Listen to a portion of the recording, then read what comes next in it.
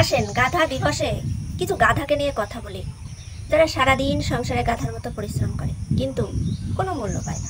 এরা হচ্ছে প্রথমত বাড়ির বউ। এরপরে কিছু গাধা আছে, মনে করেন বাড়ির কিছু ছেলে, যারা চাকরি বাকরি পায়নি কিন্তু সারাদিন সংসারে কাজ করে। তাদের কাজের কোনো মূল্য নেই, কারণ ছেলে যদি আয় না করে সেই ছেলের বাবা মার কাছে কোনো মূল্য থাকে না। তাকে কিন্তু অনেক বাবা মা গাধা বলে মনে করে। বাড়ির ছোট ছেলেটা ভালো চাকরি করছে, বড় ছেলেটা কিছু করে না, সে গাধা হিসেবে পরিচিত হবে। তারপর আরো অনেক গাধা আছে, মনে করেন ছোটবেলায় আপনি যার সাথে পড়াশোনা করেছেন তাদেরকে টপকে আপনি 1 রোল 2 রোলে থাকতেন, আপনার মেধা ভালো ছিল। কিন্তু যারা পড়াশোনায় জিরো ছিল সে আজকে খুব ভালো চাকরি করছে, আপনি একদম জিরো লেভেলে পড়ে আছেন, সামান্য কিছু বেতনে চাকরি করেন। আপনিও কিন্তু অন্যতম একজন গাধা। কেন বলুন তো? কারণ ওর বুদ্ধি আছে, বুদ্ধির বলে ও শূন্য থেকে টপকে উঠে গেছে, আর আপনি যেখানে টপকে ছিলেন সেখানে শূন্য চলে এসেছেন।